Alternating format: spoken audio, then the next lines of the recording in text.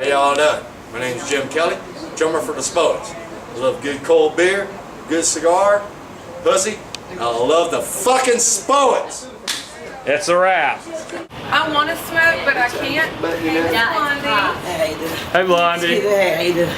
Excuse me. But I'm trying to be cool and not smoke. So That's it's not really. All right, what's your name? My name is James William Kelly II. And where are you from?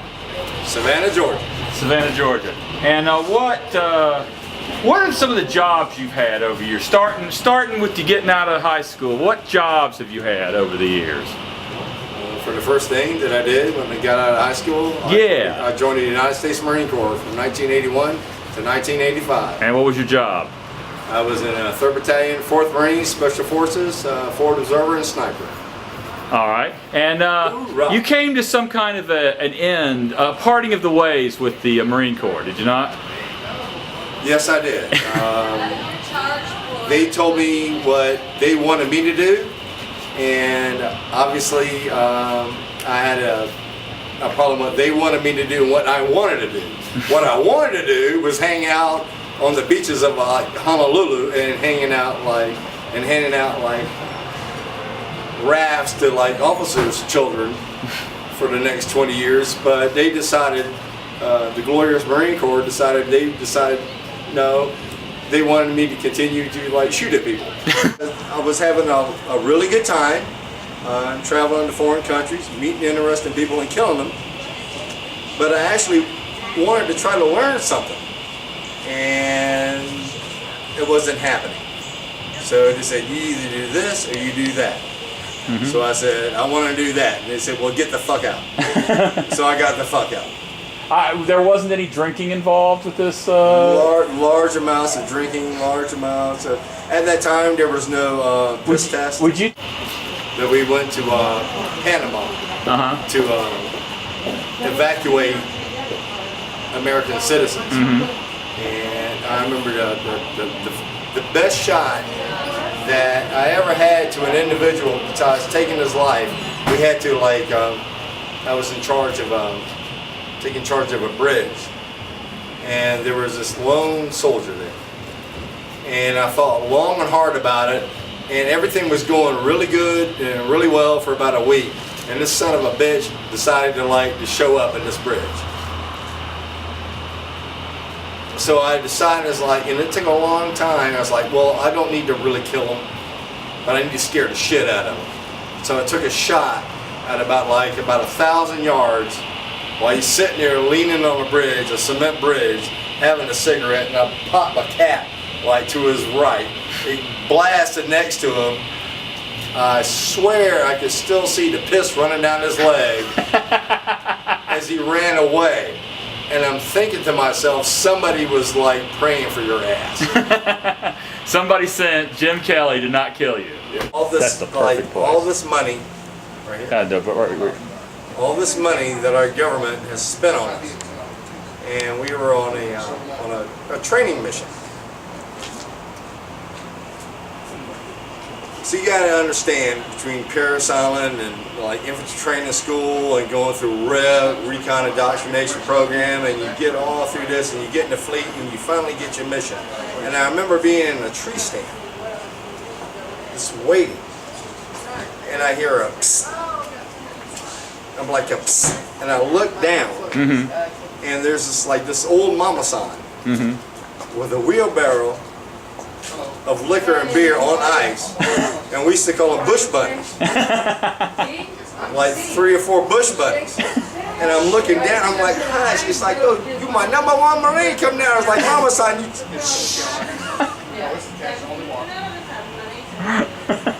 So actually, what I did is yes, I climbed down from my tree stand, and I got laid, and I got drunk, and I got really high, but it killed me how much time our government spent to train me, and mama san could slip me out just like that. So it was really cool. I had good sex, I got really high, I got really drunk. I didn't shoot anybody. That's so unkind. there was a time in my life when I got out of the Marine Corps that I felt there was nothing else I can do besides like getting really drunk and being like really mean to people. It's like, well, shit, that's the job for me. So I got the job, and I went from Which job? I was a turnkey. I was a deputy sheriff in a county in Savannah, and it got to the point where I just couldn't do it anymore. It was just so unkind. Well, that's another job that I got when I was trying to feel like what I really wanted to do for the rest of my life. And then, but you also have to understand what I was trained to do from like I was born until like for so many years. My father like was a Marine, 20-something years in the Marine Corps. I was born to be a Marine in his eyes. So when I got out, that's another job that I got. My mother was a head nurse at a mental health facility, and she got me a job as a senior mental health technician at Georgia Regional Hospital in Savannah. Now, is there another word for that? Is there a more popular term? I believe that you said the word bouncer at one point. That's all you could do. Bless their hearts. I mean, they were so fucking nuts. I mean, would you do that? I was the bouncer at the mental health center. Oh yes, I was pretty much the head bouncer of a mental health facility from 11 o'clock till 7 a.m. in the morning. And basically all I had to do is make sure between 11 o'clock you were alive. And I'd wake you up around like 6, get you in a little line, and take your vitals, and make sure you took your meds in the morning, and like release you, to go have breakfast. But you also have to understand, it's like the unit I worked at. Sales. I don't know if you want to talk about that or not. No. You don't want to talk about your career in sales? No, really. Okay, well, why don't you give me? I don't want to talk about my career in sales. Okay, well, I'll tell you what, as far as sales, as far as like sales.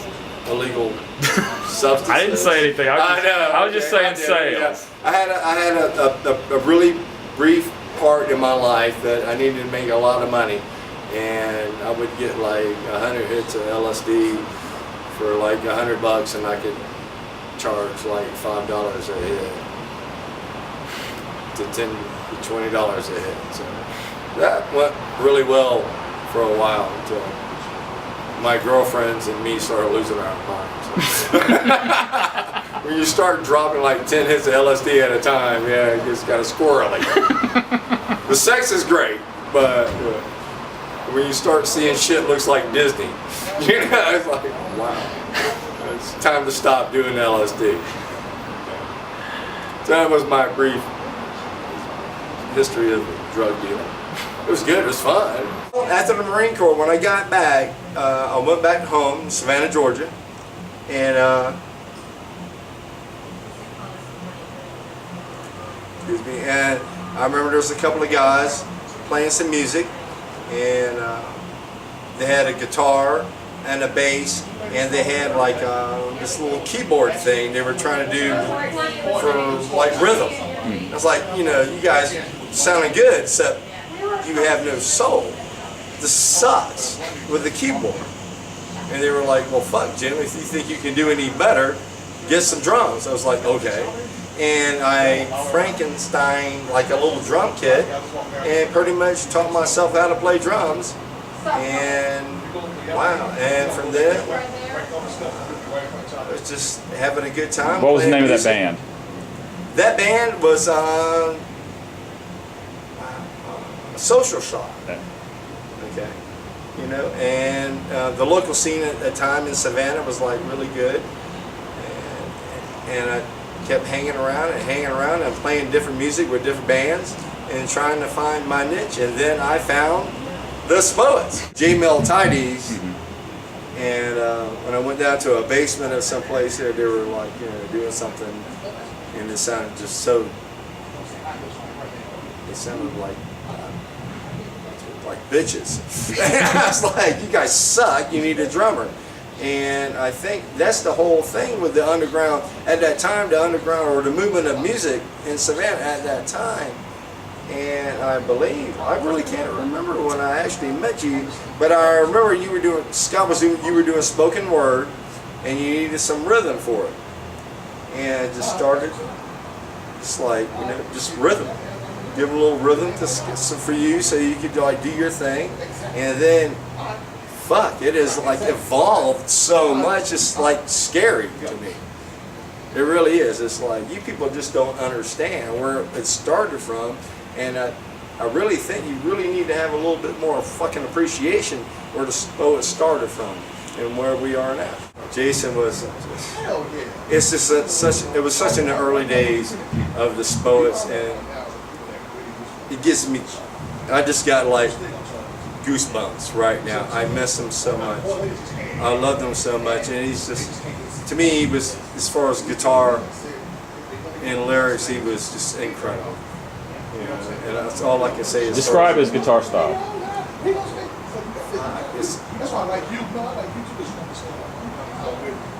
Butthole Surfers meets GG. Let's have a few drinks and just get stupid and nasty and wrong. And that's what I loved about it so much, you know. And because I remember back in the day, it's like people back in Savannah are going like, oh, we're playing here or we're playing there. And the Spo-its at the time was like, well, fuck you. We're getting ready to go fucking play like, you know, CBGB. Or, you know, we're getting ready to go play the whiskey. So don't be a fucking hater. You know, it's just... They did hate us for... They did, and they still do. So fuck them. I mean, but in 23 years of music, I have met so many incredible artists and so many incredible people, and had the opportunity and have had the opportunity to travel this country, and just there's so many people like this, and so many people I wish I could just say to you right now, they're a Spo-its and not miss, because once a Spo-it, always a fucking Spo-it. Now there is one we threw out. You want to tell that story? No, which one? Eric. Eric? Oh, that motherfucker. I'm trying to. Oh, see, my life has changed like over the years, but yeah, he's the first person. When I got out of the military, I actually wanted to shoot in the fucking head. Eric was a miserable fucking human being. Now, do you remember the actual... And I wanted to shoot him in the fucking face, but I was trying to get laid at the time, and it didn't happen. He ran away. All right, could you tell... in New York. This is a good one. I know you fucking... That you had like a spoken word, a big fancy spoken word thing to do. And I remember it's like me and Ash.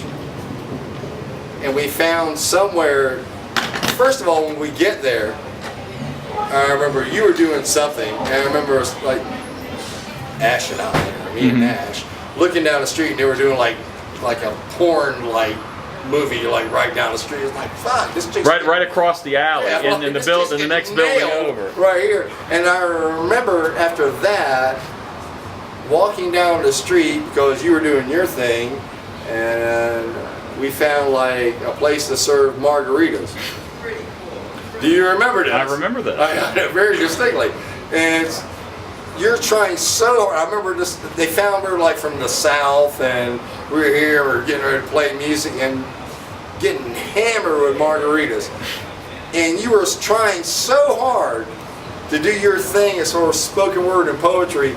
And I remember just like yakking and puking my brains out like so hard, and you could hear like the vomiting, the echoes of the vomiting like resonating like.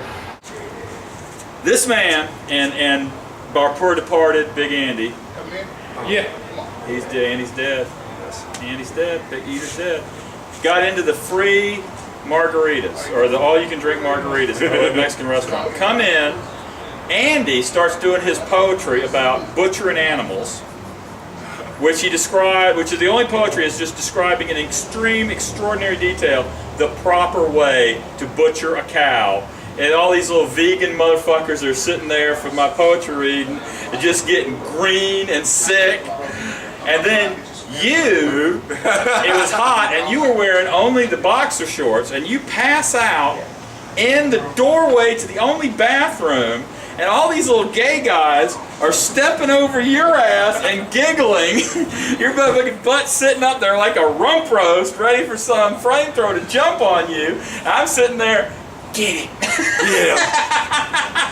Get his drunk ass. Just go fuck him. The California tour. Do you remember getting alcohol poisoning after Wichita? Yes, I do. I kind of remember that. I kind of remember getting alcohol poisoning. That's another thing I could say. Anybody that wants to go on the road and go on tour, like, stay away from like Jägermeister. This shit will fucking kill you. I have not had a shot of Jägermeister since then. I wish I could say more. Do you remember the Wichita show? No. That was a great show. Do you remember that you had the entire back of the van to yourself, the back compartment? I do remember that, yeah, because... And do you remember why you got the whole thing to the back of yourself? Because I was a drunk, obnoxious, violent bastard? No, I think it was because you'd thrown up all over the back of the van, and it was so cold that the vomit had frozen into the carpet. We scraped up as much of it as we could. I'm going to get back in there. We're going down the street. It's Colorado in a blizzard. We just played fucking Wichita, Kirby's beer store. Great fucking gig. But somebody gave this motherfucker a bottle of liquor. Got fucking drunk. We do what we do. Threw him in the fucking back. We're going. Then he starts hacking in the back of it. He's hacking like he's hacked up his stomach, his lungs, his liver, his gonads. He's like, stop! Pull over! Stop! Pull over! Scott, I'm gonna fucking kill you if you don't fucking pull over! There's no pulling over. We're in a snowstorm. We're on an ice road doing 20 miles an hour with a trailer and a van with snowbanks on both sides. Just hoping we get to someplace where it's warm before we die and have to eat everybody. And you have like thrown up all. And he's finally quits vomiting. Is passed out in your tree suit. Remember the tree suit? I remember my tree suit. And we get you up to get you into the room because we've gotten a room. We don't usually get hotel rooms, but freezing to death versus hotel room. I felt special. Pull you out, and the vomit is crusted to the tree suit and the carpet. So it's like. And we take the ice scraper, we scrape as much of that vomit out of the back of the, thank you, Jim, I scraped your vomit out of the back. I do the same thing for you. All right, Jim passes out, I've been driving, I pass out, everybody else hits the hot tub, which I missed, but I got that. I missed the orgy, missed the hot tub, fuck that. So, we jump back, that's what you run the place, you missed a lot, you missed a few orgies. So, we jump back in the van, we're headed down, and you're still alcohol sick. Yeah. We've given you some beer, but it hasn't quite like worked to get you straight yet. And you're complaining, why do I have to be back here? We go up in the mountains, it starts getting warmer, and the vomit starts to thaw. We get up to this little gas station, you go into the bathroom, and I don't know how you got all that shit out of you and on the walls of the fucking bathroom. Fucking projectile diarrhea, projectile vomiting. We've all gotten our little knickknacks and our food eats. I go in to use the bathroom and I make the Spo-it signal. Everybody knows that when I'm using hand signals, it's serious. Yeah. It's because if I'm thinking, hey, let's go, that's friendly. Hand signal is, get the fuck out of here, there's trouble. Everybody sees the hand signal and runs to the fucking car. I really have my Spo-its trained pretty well. But also, well, and all right, so we get in there and leave, and then I see that guy walking out of there, walking around the bathroom, like, oh my god, poor guy. I'm so sorry. UK subs, yes, I know. I remember getting this guy stoned to shit. I remember they came up. Charlie. I remember right before like they went on stage and they wanted to ask me, it's like, you want to get high? It's like, yeah, let's get high, smoke some reefer. And they started doing that like British gay shit about putting reefer tobacco. I was like, that's not the way we do it. You know, and I remember twisting up a big old fatty with them, and they're like, damn, you motherfuckers get high as shit here. I was like, yeah.